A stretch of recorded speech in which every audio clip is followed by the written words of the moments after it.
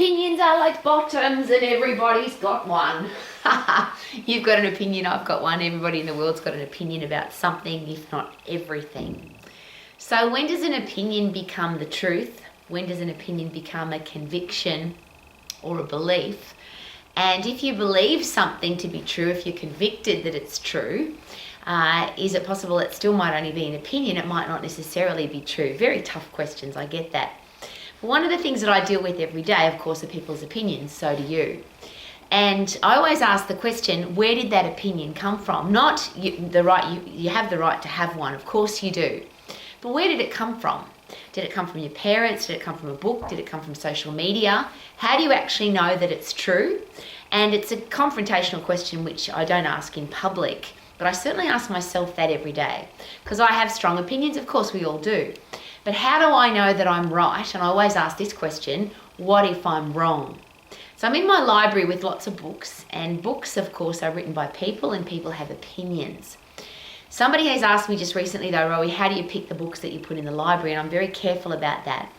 I'm not interested in opinions of people who haven't done it. If somebody's got an opinion about business, I would like them to have been successful in business. If someone's got an opinion about how to play a sport or how to sing or how to do a particular activity, I want to know that they've done it. There are a lot of people that have written books, for example, about how to run a business, and they never have. There are people who've written books about psychology and psychiatry, neuroscience, but they've never looked inside a brain. It's just as an interesting side note, a cardiologist will look at your heart, an orthopedic surgeon will look at your bones or do an x-ray or a bone scan. Really interesting though that psychologists and psychiatrists very rarely do a brain scan. It's very rare for them to look inside your brain. So when somebody like that tells me something, I always ask, well, how do you know that? Is that your opinion, or is that just a group of people's opinion? So that sometimes when 50 million people believe something, we tend to think it's true. But 50 million people doing a dumb thing or believing a dumb thing doesn't mean it's not a dumb thing. It's still dumb. It just means there's a lot of people believing it. And I don't want to be one of those people. How about you? I want to be somebody that if I've got an opinion, there's two parts here. I've got the right to my opinion and you've got the right to yours. Why would I try and convince you of mine? We live in a world now where everybody thinks you should have the same opinion as me. Just open up social media and that will be very obvious. One of the superb communication skills is this. If you're working with somebody, communicating with somebody, dealing with somebody, you have a relationship with somebody that has a very strong opinion about something, it might be a belief in it or a conviction now. It might not be the truth. You might not believe it. You've got a different opinion. But if they really believe it, what's the point of trying to change their mind? Could that be disrespectful? Could it be rude? Could it break down the relationship? Could it wreck the relationship permanently? So somebody might have a belief about religion or politics or medication or parenting or financial planning. You don't agree with it, but they really believe it. Why not just say, I really respect the fact that you have that opinion, rather than try and change their mind because it's different to yours? Something to consider. So yes, we all have the right to our opinion. Isn't that awesome? But why would we be so disrespectful to think that everybody should have the same opinion as us? The next part of opinion, however, is it true? And if I'm going to share my opinion, should I have some backup for that? So I'll use politics. It's usually you don't talk about politics, but I'll use this as an example.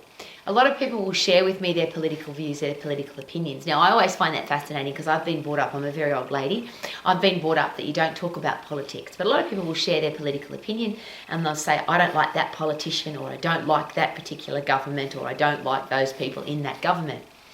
I always ask this question, what is it about their policy that you don't like? So you might not like the person. We all have the right to have an opinion about a person. But what is it about their policies that you don't like? Now, really sadly, most of the time that I ask that question, and I think it's a fair question, because if you're criticizing somebody for their politics, what are their politics? What is their opinion about politics? What are their policies? And most people, in fact, it's never happened any other way, where I've said, what is it about their policy that you don't like? It's been very awkward because the person who makes comment about a politician doesn't know what their policies are. So you could be right wing, left wing, Greenie, Liberal, Labor, National, there's Republican, Democrat. There's a whole heap of different political persuasions.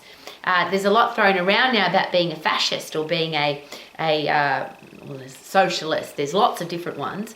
And I go, well, what does being a socialist mean to you? What is a fascist? There's a really interesting one because most people don't know that. They call you one, but they don't know what that is. Or they call somebody that, but they don't know what it is. Then there's communism. You're a communist. You're a racist. There's a lot of horrible words being thrown out there, which are opinions. If I call somebody something, that's my opinion about them. Should I have a backup to why I would call them that? And do I even know what that is? So, and that's, again, this is very confrontational, but I do this personally every single day. I don't want to use words that I don't know the meaning to. How about you? Or wouldn't you feel really stupid if somebody said to you, what does that actually mean, and you don't know the answer? If you're just repeating somebody else's stuff, somebody else's opinion, that's a really interesting question to ask. Have you become the expert in somebody else's opinion? Now, I'm in the exercise profession. That's just common. You should eat breakfast. You should do 10,000 steps. You should do 3 sets of 10.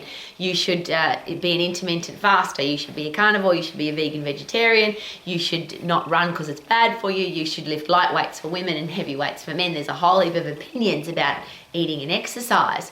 But my question is always this: where did that opinion come from? Have you become the expert? Some expert told you that you should eat breakfast. Do you know why breakfast is the most important meal of the day if you're saying that? Do you know why you should do 10,000 steps if you're saying that? Do you know why 3 sets of 10 is better than 1 set or 5 sets or 25 sets? And if you say it, should you have some backup? So I'll ask the question again, and 2 things about opinions, and we've all got the right to them. If you've got an opinion and somebody else has got a different one, why do you think you need to change theirs to yours? And if you do need to share your opinion and you do want people to believe you, should you have more of a backup than they say? There's a classic. Research says, clinical research shows, the science proves. I'm one of those people. I'll ask, what science? How many studies? What did it say? The really interesting thing, because I live in a house with a published research scientist, so I have the right to ask the question, and we do at this house every single day. Show me the study. You're quoting research, show me the study. Now, the really interesting thing about research studies, apart from the fact that they're usually, if you follow the money, you'll find why the research was done. Most research now is done because somebody has to be funded. You can't do research for free. And if you follow the money, there is often a financial reason for somebody to do a study. They want to prove their point, so they pay somebody to do a study to prove their point. Is it possible that that study's biased? And that's why I always ask, show me the study. And then who funded the study? Why did they fund it? Where did it come from? What was the purpose of the study?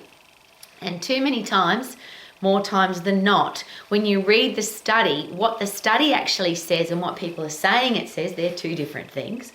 Often the conclusion of the researcher, if you just read the conclusion, isn't exactly what the research says. If you just look at the numbers. Now, my husband, my gorgeous scientist, masters of exercise science, logical, understands anatomy and physiology husband, he came in just amazing at this. Show me the numbers. Every research study that he analyzes, it's never about the conclusion. It's never about what the opinion of the researcher is. It's always about, show me the numbers, what actually happened in these numbers, and then what are the variables. Now, we used to think that if it's a published research study, and that's why Kayleen doesn't even call himself a published research scientist very often, because you can get published now, but somebody's paid for that to be published. And I don't want to be caught up in that stuff. How about you? If I've got an opinion about eating, exercise, politics, religion, finances, parenting, whatever it is, and I really want to share that with the world, I want to have more of a backup than the science says, research shows, they say. And worse now, when you ask, where did you do your research? It's often on social media. I Googled it, or I YouTubed it, or I watched an Instagram post, or I saw it on TikTok. Now, they're all opinions, and everybody has the right to an opinion. But if you're trying to change somebody else's mind to your opinion, should you have more than have become the expert in somebody else's opinion? Would it be a really good idea, and I'll just use the human body, if you want to talk about eating and exercise, could it be a really good idea to have studied anatomy and physiology? And the example of that, if you're going to tell somebody how to fix their car, should it be a really good idea that you understand the mechanics of a car? That's for every single profession. It seems that you need to have some underlying fundamental knowledge of how that particular thing works before you have an opinion. But it seems that with eating and exercise, everybody's got an opinion, which they have the right to have. But if you start preaching at somebody about how to eat, how to exercise, when to eat, how many times a day to exercise, how many steps to do, all of the things that people argue about, should it be a really good idea to have more of a backup than, this is my opinion, this is what I saw on Google, this is what I TikToked, this is what I think, this is what they say, this is what the research shows? Because somebody might come along and say, what does that research actually say? Have you read the research? And I'll go one step further. If you are an exercise professional and you are giving people advice about how to be fit, how to be healthy, how to be strong, this is a real, what I'm about to share with you is definitely opinion. I was brought up at a private boarding school where a lot of people wanted to become doctors. And a lot of them wanted to become doctors for lots of different reasons that didn't have anything to do with helping people to be healthy. But as an exercise professional, and that's the area that I've done my whole life, I started teaching group exercise classes when I was 13. I would love to believe, and this is a belief opinion, that if you are healthy, fit and strong, that you are much more likely to have a better life. Now that is an opinion. But interestingly, if you are fit and healthy and strong, is it possible that you will have a better life? You'll have more chance of being mentally healthy. You'll have more chance of having a strong immune system so you don't get sick. You are more likely to have strong bones and muscles. You're more likely to have a fast metabolism so you don't get fat. I think that being an exercise professional can be far more valuable to somebody's life if you've got the right information to share with them than being a doctor, because most doctors, they focus on, you're sick, what pharmaceutical can we give you to get better? Wouldn't it be nice to help people not get sick in the first place? And that's why I love being an exercise professional. That's me with the long way of saying, if I'm going to help people to get healthy, fit and strong, should I know my stuff? Should I have more than an opinion? If you're telling somebody do 10,000 steps, why?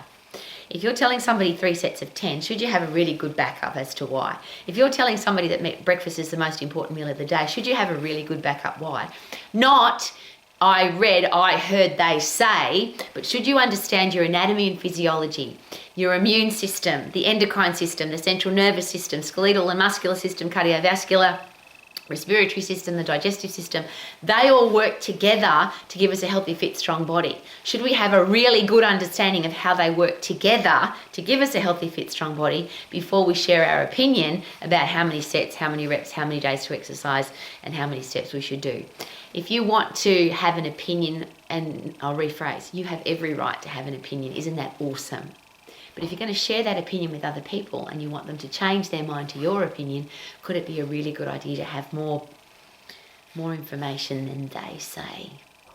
Live your life to the max, learning every single day. From my library. Super duper doo, how are you? Learning every day and living my life to the max. Woohoo!